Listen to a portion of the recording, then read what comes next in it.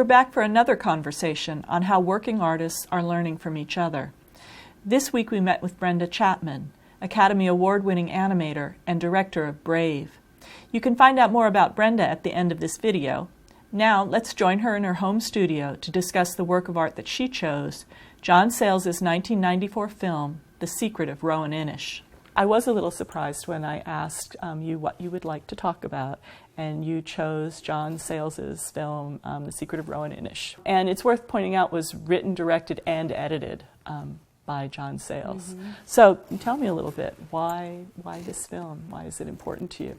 Well, I think partly what struck me was the character of the film, the pervading quality that the characters in the film supported, mm-hmm. as well as the setting and the story supported the characters. Probably because he did write, direct, and edit it, mm-hmm. that there's a purity of vision to it. I'm also a big fan of his approach to taking it at sort of a real-life pace. Mm-hmm. It's just purely what supports this particular story and idea and these characters. With the question in mind of what someone who works largely in animation could learn from such a film, I was struck by the pace, by the kind of gentle way in which the story was allowed to unfold, and by the lack of rush, and that's pretty different than most. Yes.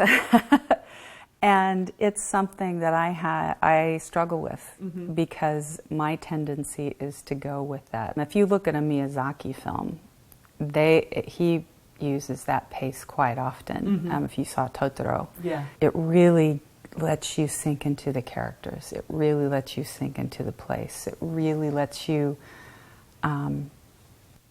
really get into the heart of the whole thing. I've been really struck learning about animation, the degree to which the people who are most involved with story and with character, and you've been head of story for films, are actors and actresses, that they have a way of animating themselves. We did take a lot of improv while I was at Disney, and we did a lot of that, but as far as just pure acting classes, no. I think that just sort of comes through. You get an intensive aspect of that when you're animating, right. And when you're boarding, because you really have to pull that out. It's not like live action storyboarding where you're just doing the shots, you know, mm-hmm. and placing the characters where they need to be and showing what the action is. You really have to know who these characters are and what is motivating what they're doing, and put that through, because you're trying to inspire the animator. The Secret of Rowan Inish has been described as a sort of magic realism.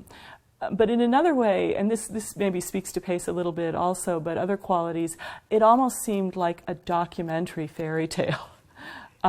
And I was curious about that because of your interest in fairy tales and that way of accessing real human emotions, but through sort of magical stories. Mm-hmm. That, to me, is less fairy tale than sort of folklore. It's the magic that happens in your real life, mm-hmm. you know, and I loved how those characters reacted to the magic. They want to pretend that it's not there.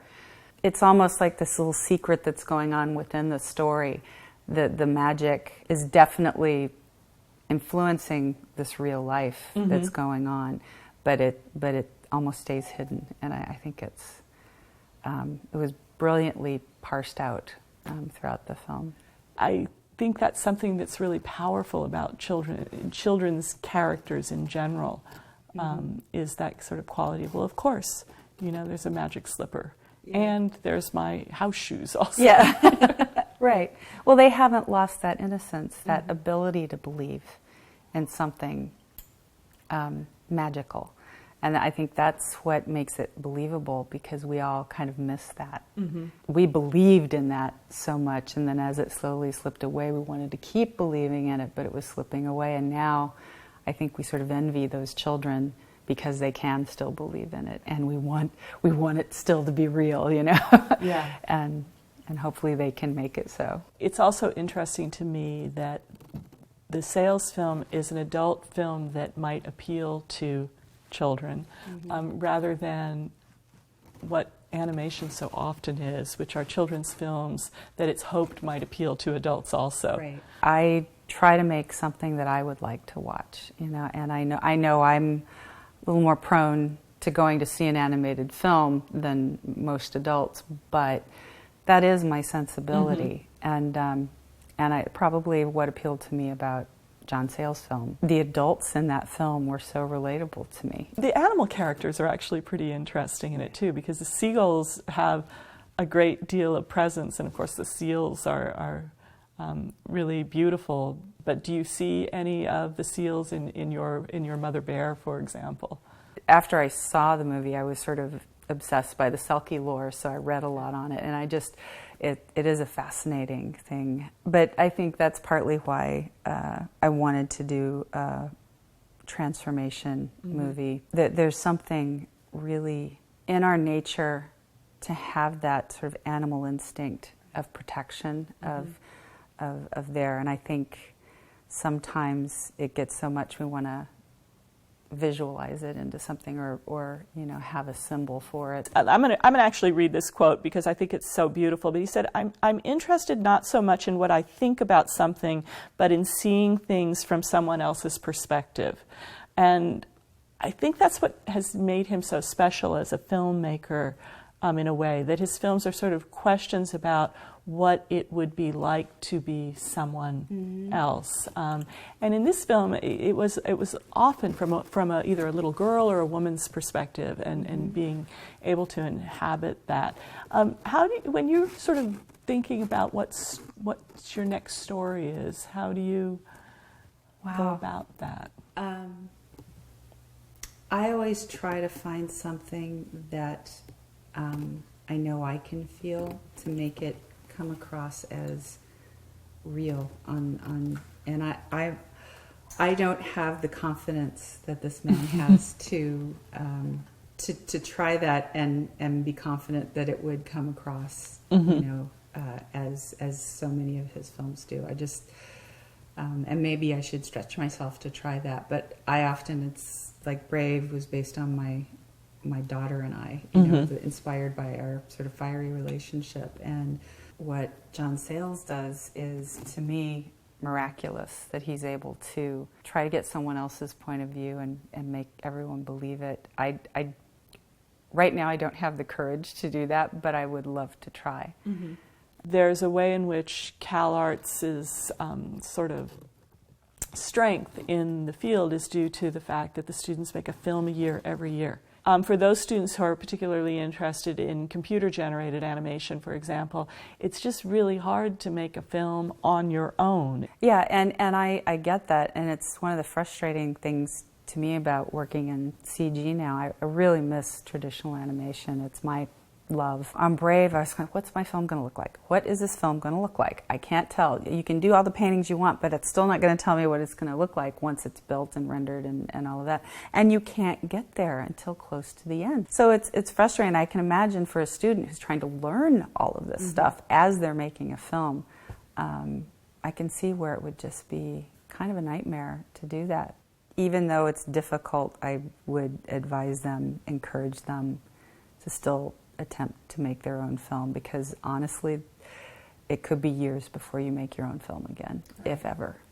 That's interesting. So don't be lazy and play. Back in my day, it was Dungeons and Dragons and all of that, and just rush your film through. Really take the time and put your heart into it, because honestly, you may not get to do it again for a long time.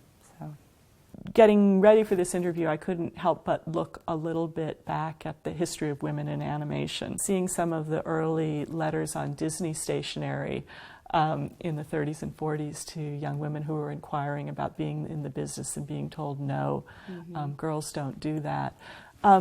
What was the moment that you thought, well, yes, indeed, girls do that? I drew ever since I could hold a crayon, you know, so girls draw. You know, it's not about lifting weights or anything, you know, and so I grew up very oversheltered by my parents, so I was incredibly naive, but I was like determined I was going to get out there and do it. And so I put my portfolio in for cleanup, but I'd also put a reel of my film and a note saying I would eventually like to work towards a story-related position.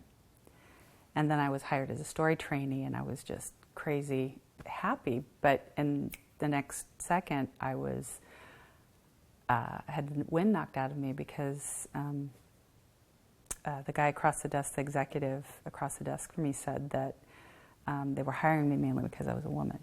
Oh. Because they were getting flack from the guys upstairs, you know, the new regime, that there were very few women in creative positions. It was a slow process. But once I was in, my colleagues were fantastic. They mentored me.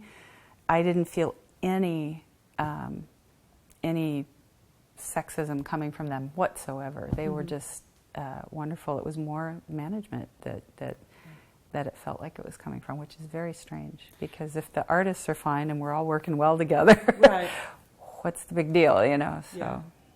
Well, I have to tell you that this year, for the incoming BFA 1 character animation class, we have 31 women and 17 men. All right. I'm incredibly happy that they have discovered that they have that ability, and there's no question to them that they can do it. So I'm excited.